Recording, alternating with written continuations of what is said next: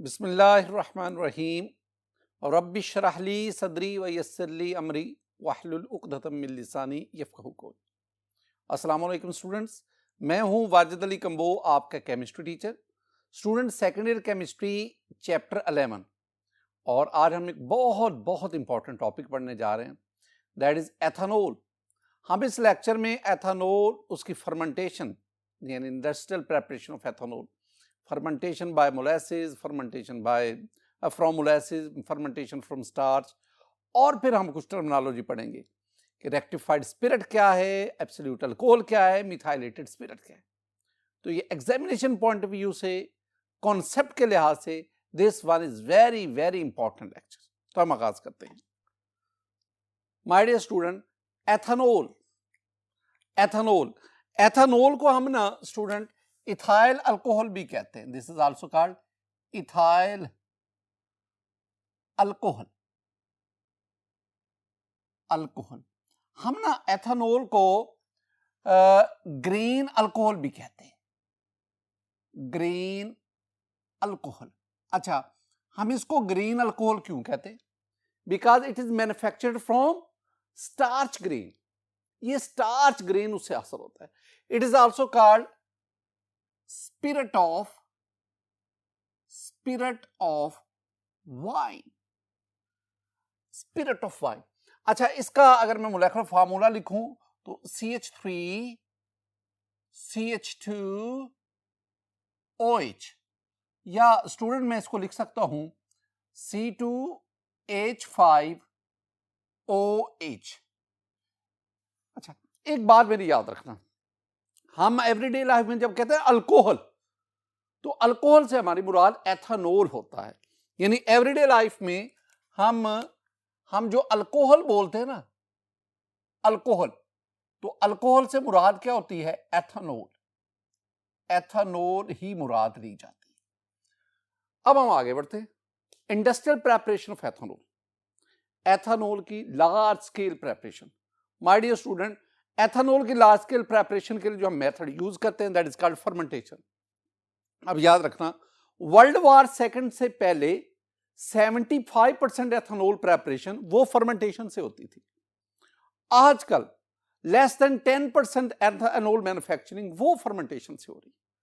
Ethanol की manufacturing के और कई मेथड भी इंट्रोड्यूस हो चुके हैं, लेकिन फर्मेंटेशन अभी भी गालिब वो तरीका है जिससे आप एथेनॉल की प्रेपरेशन करें। हमारे लेक्चर में फर्मेंटेशन ही आज का बुनियादी जो मेन जो वाइटल डिस्कशन है टॉपिक, वो फर्मेंटेशन ही। माय डियर स्टूडेंट, ये जो फर्मेंटेशन है, ये एक लफ्ज है फॉरवर्ड मीन टू बॉयल। तो फर्मेंटेशन का जो लफ्जी मतलब फॉरवर्ड, और उसका मतलब क्या है? To boil. हम फर्मेंटेशन को फॉरवर्ड या टू बॉयल क्यों कहते हैं, ये अभी डिस्कशन के अंदर मैं ये समझाऊंगा। माय डियर स्टूडेंट, फर्मेंटेशन की डेफिनेशन जो हमारी टेक्स्ट बुक में लिखी हुई है।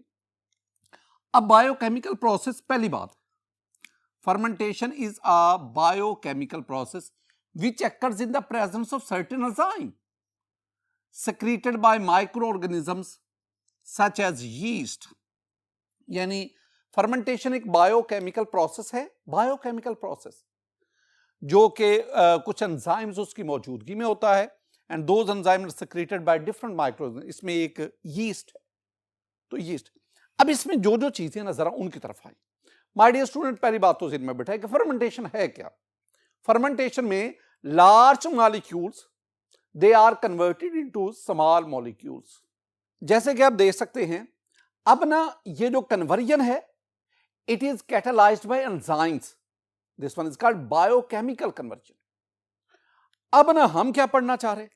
हम शुगर्स को एंजाइम से कैटालाइज करके एथेनॉल में कन्वर्ट कर सकते हैं। यानी हम एथेनॉल फर्मेंटेशन या अल्कोहलिक फर्मेंटेशन इसको डिस्कस कर रहे हैं।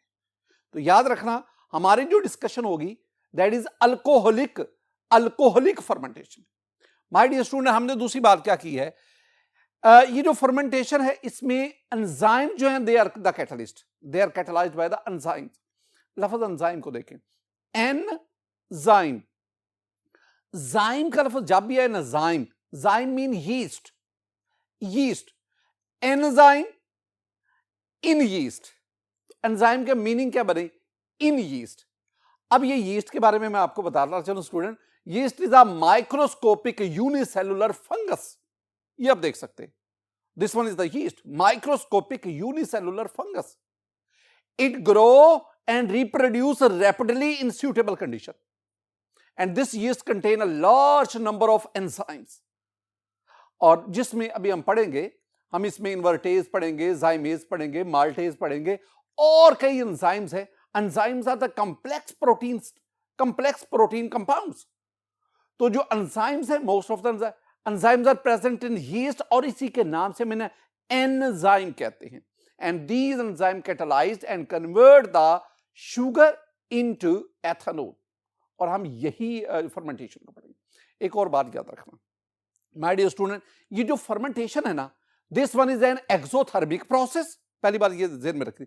This one is an anaerobic process, और तीसरी बात ध्यान में रखनी है, the science of fermentation is called zymology. वो जाइम से ही आ रहा है ना, the science of fermentation is called, the study of fermentation is called zymology. अगली बात, नेसेसरी कंडीशन। फर्मेंटेशन के लिए कौन कौन सी कंडीशन जरूरी है और क्यों? पहली condition, optimum temperature for fermentation is 25 to 35 degree centigrade. Optimum temperature हम किसे कहते हैं? वो टेम्परेचर जिस पर मैक्सिमम यील्ड हासिल हो, that temperature is called optimum temperature, जिस पर मैक्सिमम यील्ड हासिल हो। यानी फर्मेंटेशन प्रोसेस जिस टेम्परेचर पर फास्टेस्ट होता है, प्रोडक्ट की अमाउंट ज्यादा देता है, दैट इज कॉल्ड, और वो ऑप्टिमम टेम्परेचर 25। मुझे थोड़ा सा इस पे एतराज है, ये बना ना 25 to 35, ये ऑप्टिमम टेम्परेचर रेंज है, रेंज है। अगर ऑप्टिमम टेम्परेचर हो, वो तो एक सिंगल डिजिट होना चाहिए ना। मतलब हम कहते हैं कि जी, ज्यादातर बुक्स में लिखा हुआ है कि 27 डिग्री सेंटीग्रेड ये वो टेम्परेचर है जिस पर आप मैक्सिमम यील्ड हासिल करते हैं ड्यूरिंग फर्मेंटेशन। तो this temperature is actually the optimum temperature, और ये जो लिखा हुआ है, this one is the optimum temperature range. तो ज्यादातर बुक्स 27 डिग्री सेंटीग्रेड। अब इसमें एक बात ध्यान में रखना, अगर टेम्परेचर 25 से कम होगा, 25 से कम होगा, तो एंजाइम जो है वो उसकी कैटालिटिक एक्टिविटी कम होती जाएगी, इनएक्टिव होता जाएगा। और दूसरी बात, अगर टेम्परेचर इससे बढ़ता जाएगा, enzymes are protein and proteins are, अब ये याद रखना, enzymes are protein and protein are temperature sensitive. तो टेम्परेचर बढ़ने से एंजाइम जो कि प्रोटीन है वो डीनेचर होते जाते हैं, और डीनेचर होने का मतलब उसकी एक्टिविटी कम होती है। एक बार याद रखना, ये एंड तक याद रखनी है आपने, बायोकेमिस्ट्री की एक बुक है, उसके हर पेज पे ये लिखा हुआ है, no enzyme no fermentation. Enzyme नहीं होगा, फर्मेंटेशन नहीं होगी। तो high temperature, this one denature the enzyme, so no enzyme. तो टेम्परेचर रेंज ये है, और आपके पास इस टेम्परेचर पर मैक्सिमम यील्ड हासिल होती है। माय डियर, प्रॉपर एयरेशन, हवा ना ज्यादा हो ना कम हो। अगर एयर मीन ऑक्सीजन, अगर ऑक्सीजन की कंसंट्रेशन ज्यादा होगी, तो आपके पास जो एथेनॉल बनेगा वो मजीद ऑक्सीडाइज होकर एसिटाल्डिहाइड बना देगा। इसका मतलब है आपके पास उतनी ही ऑक्सीजन ना बहुत कम होनी चाहिए, ज्यादा नहीं होनी चाहिए। ज्यादा जो है वो फर्दर ऑक्सीडेशन कर देती है प्रोडक्ट की। Dilution of solution, this one is very important, बहुत अहम बात है ये। माय डियर स्टूडेंट, ये भी बात याद रखना, अगर आपके पास जो फर्मेंटेबल सॉल्यूशन है, जो फर्मेंटेबल शुगर सॉल्यूशन है, अगर वो कंसंट्रेटेड होगा, तो कंसंट्रेटेड सॉल्यूशन में एंजाइम इनएक्टिव होता है, लिहाजा आपको सॉल्यूशन को डाइल्यूट करना पड़ेगा टू एक्टिवेट द एंजाइम। और लास्ट पे we have the absence of any preservative. ये जो प्रिजर्वेटिव हम यूज करते हैं, जो केमिकल यूज करते हैं, these chemicals are use to preserve the food. ये कैसे फूड को प्रिजर्व करते हैं? To kill the microorganism. अब इसमें फर्मेंटेशन में हम यीस्ट को एज माइक्रो ऑर्गेनिज्म ले रहे हैं। अब अगर आप प्रिजर्वेटिव यूज करेंगे तो ये यीस्ट को किल करेंगे, यीस्ट नहीं होगी, एंजाइम प्रोड्यूस नहीं होगा, और अगर एंजाइम नहीं होगा तो फर्मेंटेशन नहीं हो सकेगी। लेकिन यह एक बात मेरी याद रखना, वो क्या, जब ये फर्मेंटेशन प्रोसेस करते हैं ना, तो a controlled amount of sulphuric acid जरूर डालते हैं। जो फर्मेंटेबल शुगर है ना, उसमें controlled amount of sulphuric acid डालते हैं। उसका फायदा क्या होता है? उसका फायदा ये होता है कि वो बैक्टीरिया को किल करती है, लेकिन यीस्ट उसको नुकसान नहीं पहुंचाती। लिहाजा controlled amount of sulphuric acid आप यूज कर सकते हैं, ज्यादा मिकदार में आप यूज नहीं कर सकते। स्टूडेंट, ये 4 थी मेरे पास necessary condition to carry out the fermentation. हम आगे बढ़ते हैं। My dear student, raw material यानी वो कौन सा मटेरियल है जिससे फर्मेंटेशन जो है वो की जाए। अब in Pakistan the raw material used for fermentation for manufacturing of alcohol ethanol is, हम मोलेसिस को लेते हैं, मोलेसिस, हम स्टार्च ग्रेन, इससे अल्कोहल बनाते हैं, और हम फ्रूट जूसेस से, जूसेस, ये मैं पाकिस्तान की बात करता हूं। ये वो रॉ मटेरियल है जिनकी फर्मेंटेशन से हम एथेनॉल बनाते हैं। माय डियर स्टूडेंट, हमारे सिलेबस में पहली बात आएगी फ्रॉम मोलेसिस। मोलेसिस, पहले तो मोलेसिस समझो ना, मोलेसिस होता क्या है, डेफिनेशन क्या लिखी हुई। My dear student, molasses, molasses is the residue, residue, पहले ये बात सीन में बैठा, molasses is the residue obtained after the crystallization of sugar।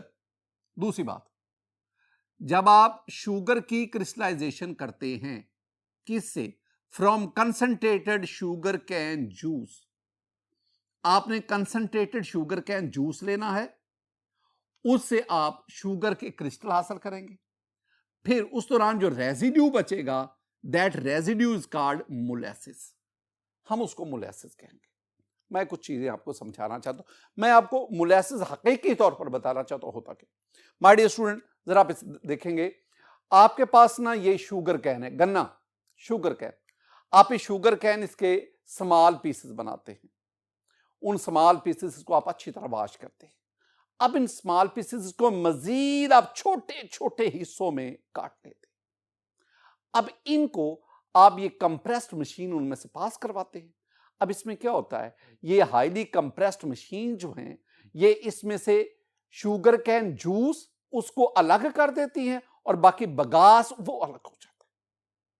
इस तरह आपके पास, आपने ये शुगर कैन से, गन्ने से शुगर कैन जूस अलग कर लिया और बाकी आपके पास बगास बचा, फोक बचा, ये वाला।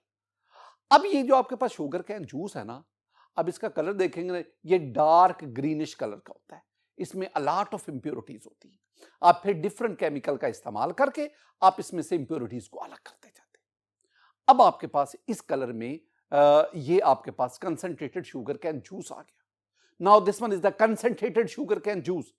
आप उसको एक ये मशीन जो रिवॉल्व कर रही है, वेरी हाईली रिवॉल्व कर रही है, आप इसमें क्या करते हैं, आप इसमें इस कंसंट्रेटेड शुगर कैन जूस, इसकी क्रिस्टलाइजेशन से शुगर क्रिस्टल अलग करते हैं और बाकी ये आपके पास रेजिड्यू बच जाता है। My dear student, this residue is called molasses. अब अगर आप इसको देखेंगे ना, this one is a rich and cheap source of glucose, fructose and sucrose. अगर आप इसका कलर दे, it has a dark thick syrupy material, और it should be kept in mind, it contains 60% fermentable sugar। इसमें molasses में 60% fermentable sugar है, sucrose, glucose, fructose वगैरह, इसमें 60%। अब this one is the molasses. अब मोलेसिस अंडरगो फर्मेंटेशन। अब आप मोलेसिस की फर्मेंटेशन करते हैं in the presence of enzyme, enzyme की मौजूदगी में, and those enzymes are present in yeast, और इसके नतीजे में आपके पास एथेनॉल हासिल होगा। अब इक्वेशन देख लें। इक्वेशन में ये मेरे पास C12H22O11, this one is called molasses. ये मोलेसिस है। आपने काम क्या करना है, इसमें वाटर को ऐड करना है। मैंने भी आपसे कहा था कि ये जो मोलेसिस है ना, it contain 60% fermentable sugar. This one is highly concentrated. अब इसमें एज सच तो आप इसको बतौर फर्मेंटेशन के लिए इस्तेमाल नहीं कर सकते, क्योंकि ये हाईली कंसंट्रेटेड और इसमें एंजाइम इनएक्टिव होगा। आप क्या करते, आप इसकी डाइल्यूशन करते हैं बाय एडिंग द वाटर। याद रखना, उस डाइल्यूशन के दौरान आप 5 वॉल्यूम वाटर यूज करते हैं अगेंस्ट 1 वॉल्यूम ऑफ मोलेसेस। इस तरह ये आपके पास जो डाइल्यूट सॉल्यूशन बनता है, इट कंटेन्स 8 to 10% शुगर।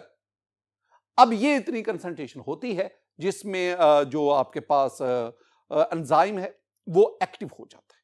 तो हमने पहला काम क्या किया, हमने इसके अंदर वाटर को ऐड किया और इसका एक डाइल्यूट सॉल्यूशन बना। हमने अभी कहा ना कि dilution of solution is the necessary condition for fermentation, तो हमने इसका बनाया। अब ये आप जो आपके पास स्टूडेंट एंजाइम है जो यीस्ट के अंदर, दैट इज इनवर्टेज। इनवर्टेज ये याद रखना होता है। This enzyme is present in yeast, ये यीस्ट के अंदर मौजूद है। अब क्या करेगा, हमारे पास दो प्रोडक्ट बनेंगे, एक आपके पास C6H12O6 और दूसरा भी यही C6H12O6। अब आप कहेंगे ये तो एक ही चीज है। स्टूडेंट ये एक चीज नहीं, ये दो मुख्तलिफ चीजें। This one is glucose, glucose and this one is fructose. ये दो अलग अलग चीजें हैं, दोनों का मोलेकुलर फार्मूला सेम है। It should be kept in mind that glucose and fructose they have same molecular formula C6H12, both are isomers but they have different structure. Glucose have the aldehyde group while fructose have the ketonic group. तो इसमें functional group differ करता है, molecular formula same है, यानी glucose and fructose both are functional group isomers to each other. अब हम further क्या करेंगे, हम मजीद ग्लूकोज लेंगे। This one is the glucose. अब ये जो ग्लूकोज है इसके आगे मजीद जो है कन्वर्जन होगी। यहां पे हम एक एंजाइम लेंगे दैट इज जाइमेज। जाइमेज, अब याद रखें कि जब भी किसी के एंड पे एज आ रहा है ना, एज, तो एज एंजाइम की तरफ इशारा है। तो जाइमेज, it is also present in yeast. इसका तो नाम ही ना जाइम, जाइम का मतलब ही यीस्ट होता है, तो जाइमेज। अब ये क्या करेगा, it converts glucose into C2H5OH plus CO2, carbon dioxide. आपका जो ये this one is the ethanol. My dear student, आपका ये जो मेजर प्रोडक्ट है वो एथेनॉल है। ये कार्बन डाइऑक्साइड जो है ना, this one is the by product. और ये कार्बन डाइऑक्साइड जब निकलती है ना, अगर आप देखेंगे ना, तो इस प्रोसेस के दौरान, फर्मेंटेशन के दौरान, आपके पास ये एक ना फ्रोथ बन जाता है, शोरबा सा बन जाता है ऊपर। और अगर आप देखेंगे तो ऐसे लग रहा है जैसे ये सॉल्यूशन जो है ये बॉयल कर रहा है। बॉयल, ये जो बॉयल है it is due to the evolution of carbon dioxide. और इस बॉयलिंग की वजह से हमने इसे फर्वर, आई मीन फर्मेंटेशन का नाम देते हैं। माय डियर स्टूडेंट, ये था मोलेसिस क्या है, आपको डेफिनेशन आनी चाहिए, और हम मोलेसिस से किस तरह एथेनॉल प्रिपेयर करते हैं। दो स्टेप्स हैं, पहले में इन्वर्टेज ये कैटालाइज कर रहा है और दूसरे स्टेप में ग्लूकोज को एथेनॉल में zymase. Invertase and zymase, these are enzyme and they are present in yeast. तो this one is the fermentation process, this one is the alcoholic fermentation. और ये हमने किससे की है, ये हमने मोलेसिस से की थी।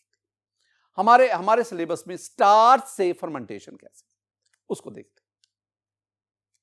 माय डियर स्टूडेंट, अब हम स्टार्च से अल्कोहल कैसे दी। स्टार्च, पहले स्टार्च की बात करें। माय डियर स्टूडेंट, आपके पास ये जो पोटैटोस हैं, बार्ले है, मेज है, they are rich and cheap starchy source, starchy material. तो आप इनसे स्टार्च बहुत ज्यादा मिकदार है। अब हमने काम क्या करना है, हमने स्टार्च से एथेनॉल को हासिल करना है। करना क्या है, मैं आपको दो स्टेप्स बताता हूं। माय डियर स्टूडेंट, पहले आपने क्या करना है, आपने स्टार्ची मटेरियल लेकर इसकी हाइड्रोलिसिस से शुगर बनाती है और फिर शुगर की फर्मेंटेशन से आप अल्कोहल बनाएंगे। ये दो काम आपने करना। पहली बात, hydrolysis of starch to maltose.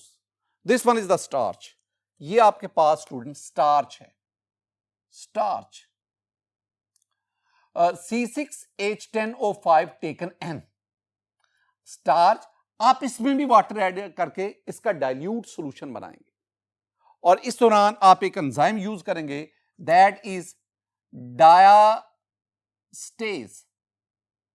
अब मैं इंतहाई मादत के साथ लिख रहा हूं, यहां पे मैं यीस्ट लिख रहा हूं, लेकिन मैं इससे इख्तलाफ भी करूंगा।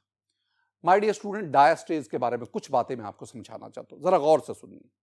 ये जो डायास्टेज है ना, this one is the first enzyme to be discovered. सबसे पहले जो एंजाइम डिस्कवर हुआ था वो ये डायास्टेज है।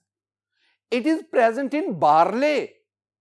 डायास्टेज जौ में मौजूद है, बार्ले में मौजूद है, and can be develop significantly from germination. कैसे? आप काम ये करें, आप बार्ले लेकर आप उसको पानी में भिगोएं, टेम्परेचर 10 to 13 डिग्री सेंटीग्रेड रखें। अब फ्यू डेज, चंद दिन आप उसको पानी में 10 to 13 डिग्री सेंटीग्रेड तक रखें बार्ले को। अब आप इसको पानी से निकालकर आप इसको अंधेरे में 15 डिग्री सेंटीग्रेड तक रखें, और फिर आप क्या करेंगे, अब आप इसको 60 डिग्री सेंटीग्रेड तक हीट करेंगे ताकि इसकी जर्मिनेशन को रोका जा सके। इसके बाद आप इसको ड्राई करें। ये जो जर्मिनेटेड बार्ले मिला ना, this one is called malt. अब ये याद रखना है, this malt contain a considerable amount of डायास्टेज।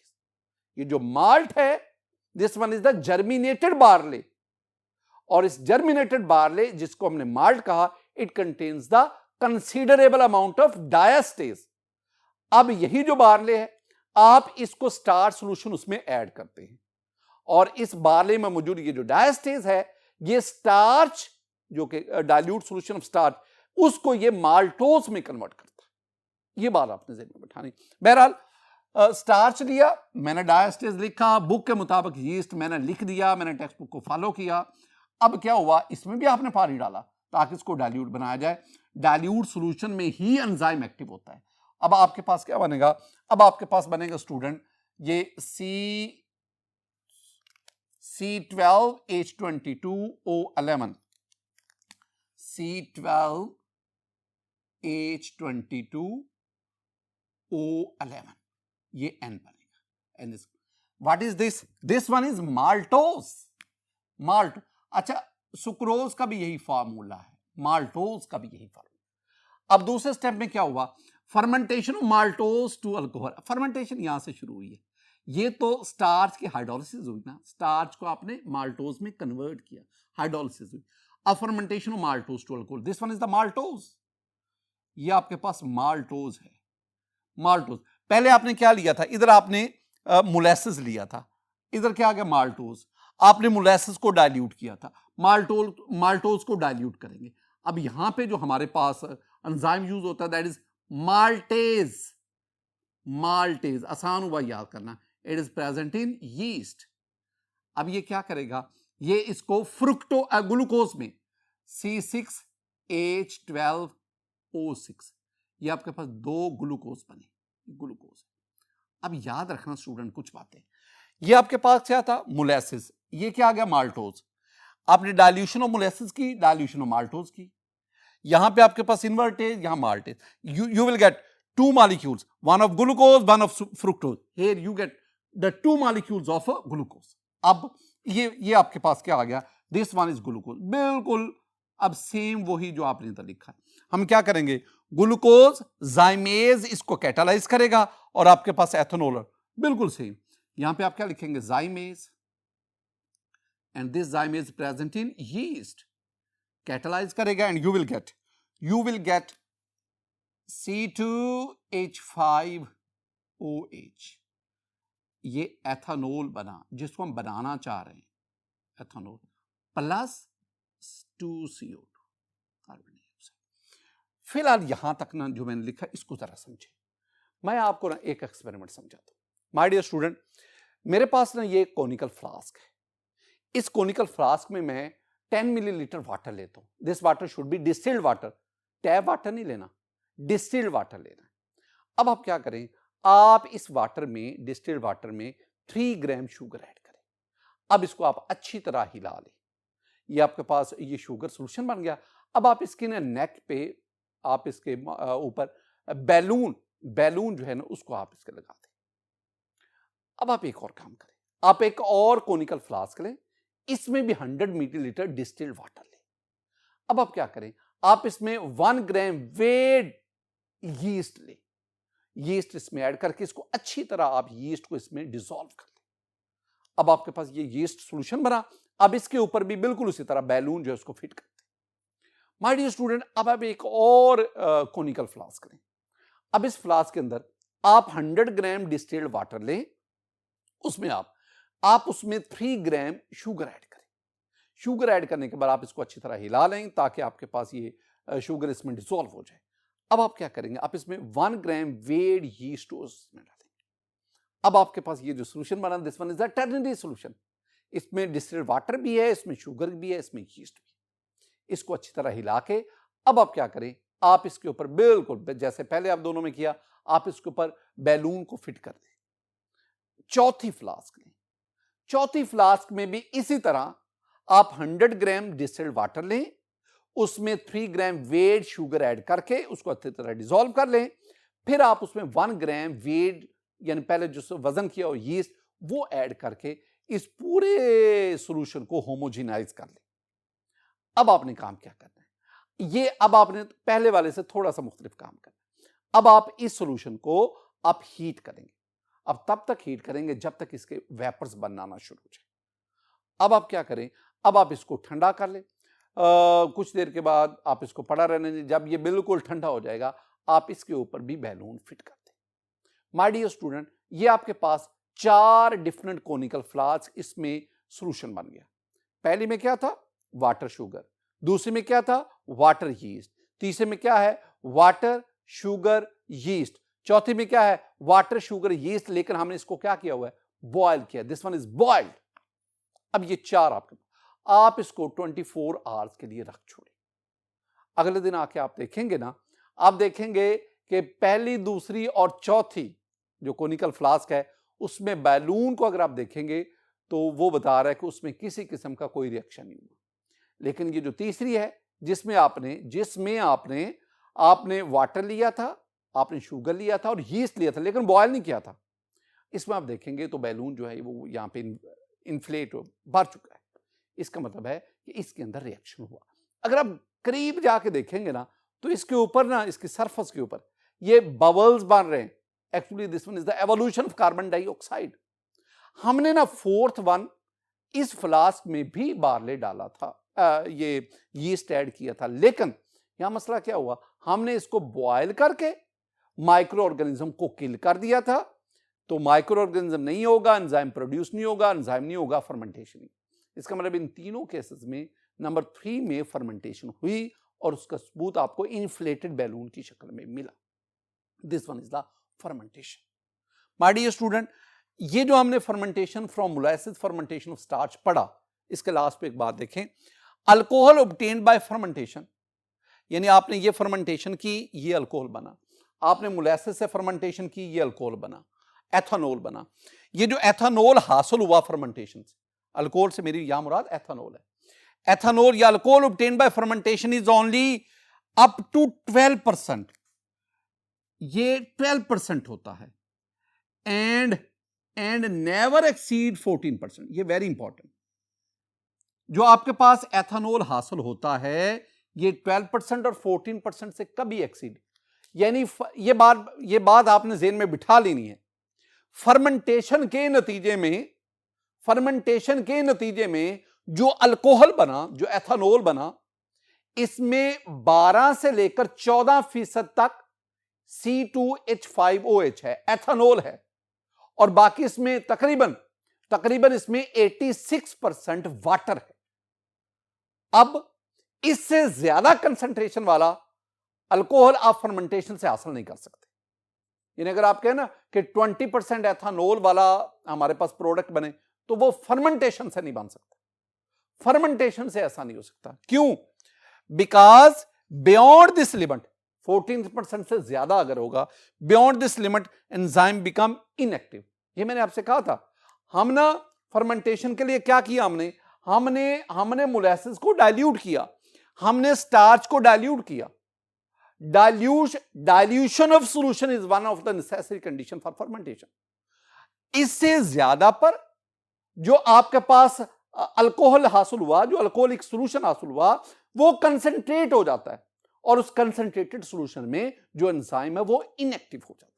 तो इसका मतलब क्या हुआ, ये ज़हन में बिठा लेना कि आप फर्मेंटेशन से आप 14% या मैक्सिमम 12% या मैक्सिमम 14% अल्कोहल हासिल कर सकते हैं। अच्छा, अब हम आगे बढ़ते हैं। अगर हम इससे ज्यादा परसेंटेज वाला अल्कोहल हासिल करना चाहें तो दूसरी बात जो स्टूडेंट आपने ज़हन में बिठाने देखें, this alcohol is distilled again and again to obtain 95% alcohol which is called rectified spirit. यानी ये जो आपके पास अल्कोहल हुआ जिसमें मैक्सिमम 14% एथेनॉल था, अब आप इसकी बार बार डिस्टिलेशन करवाएं, हमारे पास 95% अल्कोहल हासिल होगा। This 95% alcohol is called rectified spirit. अगर आपसे कहा जाए ना कि what is rectified spirit, very simple, 95% ethanol is called rectified spirit. दोबारा मैं बात बोल रहा हूं, अगर आपसे कहा जाए what is rectified spirit, answer is very simple, 95% ethanol is called rectified spirit. ये कैसे हासिल होता है वो हमने बता दिया कि फर्मेंटेशन से जो अल्कोहल हासिल हुआ वो 12% से लेकर 14% होता है। अब इस फर्मेंटेशन से हासिल होने वाले अल्कोहल इसकी बार बार डिस्टिलेशन करवाएं तो आपके पास ये rectified spirit that is 95% ethanol. इस बात को जरा समझना, जरा बड़ा बड़ा इंपॉर्टेंट पॉइंट है स्टूडेंट। ये मेरे पास है अल्कोहल, ये obtained from fermentation, ये फर्मेंटेशन उससे हासिल हुआ। स्टूडेंट इसमें 14% C2H5OH है और इसमें 86% वाटर है, ये हासिल हुआ। अब क्या किया जाए, इससे ज्यादा परसेंटेज वाला हासिल ही नहीं हो सकता। अब मैं क्या करूंगा, मैं इसकी ना फ्रैक्शनल डिस्टिलेशन करवाऊंगा। मैं वो आपको समझा देता हूं। मैं इसको हीट करूंगा, जहां मैं इसको हीट करूंगा ना, इसके वेपर्स बनेंगे, ये वेपर्स इसके बन गए। माय डियर स्टूडेंट, ये जो वेपर्स बने ना, इन वेपर्स को मैं कंडेंस करूंगा। वेपर्स बने, वेपर्स को जब मैंने कंडेंस किया ना, तो अब मैंने इसकी कंपोजिशन देखी तो पता चला इट कंटेन्स 50% C2H5OH और इट कंटेन्स 50% वाटर। अब जरा गौर करना, केमिस्ट्री की लैंग्वेज में ये जो बना, this one is called distillate. अब ये जो डिस्टिलेट हासिल हुआ ना, इसमें 14% एथेनॉल था, इसमें 50% एथेनॉल है। इसका मतलब है डिस्टिलेट में एथेनॉल की परसेंटेज बढ़ गई, वाटर 86 इधर कम हो गया। एथेनॉल इसका बॉइलिंग पॉइंट जो है ना, ये याद रखना 78.5 डिग्री सेंटीग्रेड है और वाटर का बॉइलिंग पॉइंट 100 डिग्री सेंटीग्रेड है। इसका मतलब है जिसका बॉइलिंग पॉइंट कम है वो ज्यादा वेपर्स में कन्वर्ट हुआ और उसकी डिस्टिलेट में कंपोजिशन परसेंटेज बढ़ गई। अब आपके पास ये जो बनाना, अब आप इसको हीट करें, इसके वेपर्स बनेंगे, ये वेपर्स। अब इन वेपर्स को आप कंडेंस करें, आपके पास नया डिस्टिलेट बनेगा। अब इस डिस्टिलेट में अगर आप देखेंगे, दिस डिस्टिलेट कंटेन अबाउट तकरीबन मैं बोल रहा हूं 95% ethanol and it contains only 5% water.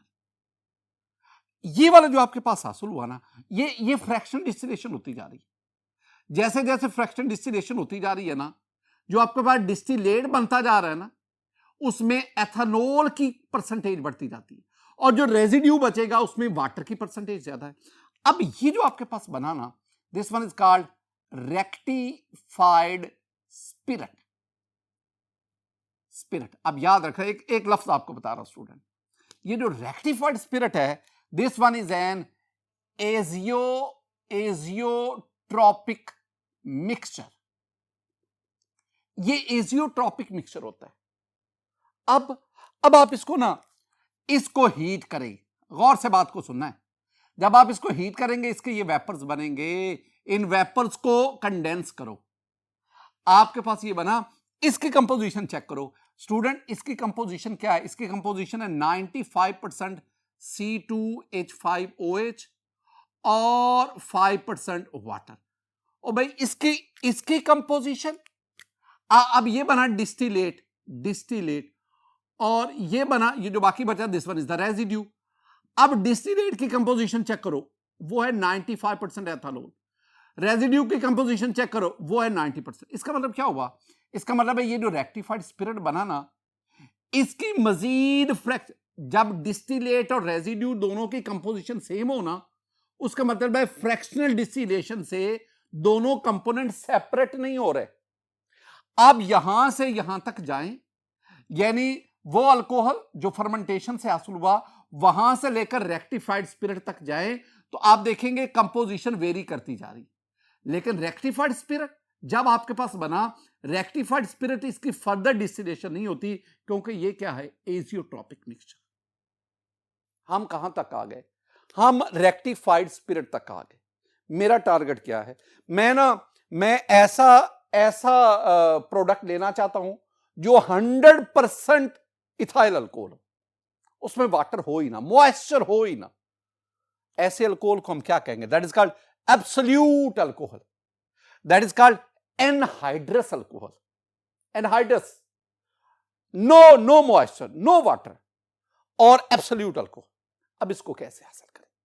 वो कहते हैं जी एनहाइड्रस अल्कोहल यानी absolute alcohol can be obtained by redistillation of rectified spirit. ये जो रेक्टिफाइड स्पिरिट है ना, इसके रीडिस्टिलेशन करें। भाई उसकी डिस्टिलेशन हम कर रहे हैं तो वो रेक्टिफाइड स्पिरिट ही बन रहा है, सेपरेशन तो हो नहीं रही। वो कह रहे आप पहले काम करें। वो क्या? आप रेक्टिफाइड स्पिरिट ले लें, गौर से स्टूडेंट, आप ना this one is rectified spirit, RS लिख रहा हूं, रेक्टिफाइड स्पिरिट। अब इसमें क्या है? इसमें 95% एथेनॉल है, इसमें 5% वाटर है और ये इसमें एथेनॉल है। आपने इसकी कंपोजिशन डिस्टर्ब कर दो। जब आप इसकी कंपोजिशन डिस्टर्ब कर देंगे ना, ये एजियोट्रॉपिक मिक्सचर रहेगा ही नहीं। जब ये एजियोट्रॉपिक मिक्सचर नहीं रहेगा तो फिर आप इसकी डिस्टिलेशन करोगे तो फिर आपके पास ये कंपोनेंट समझ रहे, एथेनॉल और वाटर सेपरेट हो जाए। अब मैं इसकी ना परसेंटेज कंपोजिशन को डिस्टर्ब कैसे करूं? स्टूडेंट, हम इसमें क्या करते हैं? हम इसमें क्विक लाइम ऐड करते हैं। Quick lime is CaO। This one is hydrating agent. क्या मतलब? It absorbs water. जब आप इसको इसमें ऐड करेंगे, ऐड करके कुछ दिन के लिए आपको ये रख छोड़ना पड़ेगा। जब आप कुछ दिन के लिए आप इसको कैल्शियम क्विक लाइम ऐड करके रेक्टिफाइड स्पिरिट में मिक्स करके कुछ देर के लिए रख छोड़े, क्या करेगा? This quick lime will absorb the water absorb कर लेगा। और जब वाटर ये अब्सॉर्ब कर लेगा, इट विल सेटल डाउन, ये नीचे बैठ जाएगा और वाटर अब्सॉर्ब करने के बाद इसमें वाटर की परसेंटेज कम हो जाएगी, यूं कंपोजिशन वेरी कर जाएगी। फिर आप क्या करें? आप इसमें से वो जो quick lime that has absorbed the water उसको सेपरेट कर लें। जो वो मिक्सचर बचेगा वो अब रेक्टिफाइड स्पिरिट नहीं होगा, वो अब एजियोट्रॉपिक मिक्सचर नहीं होगा। अब आप क्या करें? आप उसकी डिस्टिलेशन करवाएं, फ्रैक्शनल डिस्टिलेशन, और उसकी फ्रैक्शनल डिस्टिलेशन से आपके पास एब्सोल्यूट अल्कोहल, एनहाइड्रस अल्कोहल, जिसमें वाटर ना होने के बराबर 99.9% तक, 99.5% तक इथाइल अल्कोहल होता है। That is called the absolute alcohol. My dear student, हम आगे बढ़ते हैं। Denaturing of alcohol. कौन सा अल्कोहल? एथेनॉल। याद रखना, ये जो एथेनॉल है, ये जो इथाइल अल्कोहल है, इसकी जो प्रेपरेशन है, जो मैन्युफैक्चरिंग है, that is under the government control. Heavy excise duty लगाई जाती है for the sale of ethyl alcohol. लेकिन ये जो इंडस्ट्रियल स्केल पे इथाइल अल्कोहल की मूवमेंट हो रही होती है, ये तकरीबन ये चीप होता है, सस्ता होता है। अब खतरा क्या होता है कि ये जो इथाइल अल्कोहल है, इसको ड्रिंकिंग पर्पस के लिए इस्तेमाल ना किया जा सके, इसको इंडस्ट्रियल यूज के लिए इस्तेमाल किया जा सकता है। ड्रिंकिंग पर्पस रोकने के लिए हम इथाइल अल्कोहल की क्या करते हैं? डीनेचरिंग। वो कैसे? Sometimes ethanol, ethyl alcohol is denatured by addition of 10% methanol. आप इसमें 10% मैथनॉल ऐड कर दें to avoid its use for drinking purpose. इस तरह जो आपके पास मिक्सचर बनेगा that is called methylated spirit.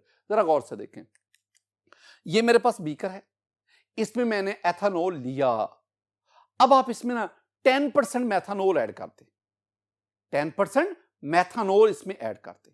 आप इसमें ना a small amount of pyridine add करते और आप इसमें कोई कलरिंग मैटर ऐड करते। अब ये जो आपके पास मिक्सचर बना, this one is called methylated spirit. Actually this one is the commercial ethyl alcohol, this one is the commercial ethyl alcohol. आप पिरिडीन भी ऐड कर सकते हैं, बाद दफा हम एसीटोन को भी ऐड कर सकते हैं थोड़ी सी मिकदार में। माय डियर स्टूडेंट, ये जो मिथाइलेटेड स्पिरिट बना, ये जो डीनेचर्ड अल्कोहल, आप इसे मिथाइलेटेड स्पिरिट भी कह सकते हैं। This is also called the denatured, this one is the commercial ethyl alcohol. It can be used for the preparation of varnishes and for tincture, उसके लिए इसका। माय डियर स्टूडेंट, आज के इस लेक्चर में, this one is very important lecture, आज के इस लेक्चर में मैंने आपको एथेनॉल और फिर मैंने आपको फर्मेंटेशन और फिर कुछ टर्मिनोलॉजीज जिसमें रेक्टिफाइड स्पिरिट क्या है, एब्सोल्यूट अल्कोहल क्या है, डीनेचर या मिथाइलेटेड स्पिरिट क्या है, ये बातें आपको समझे। मेरी दुआ है कि अल्लाह ताला आप पर अपना फजल फरमाए, अल्लाह ताला आप पर अपना कर फरमाए। अस्सलामु अलैकुम व रहमतुल्लाह।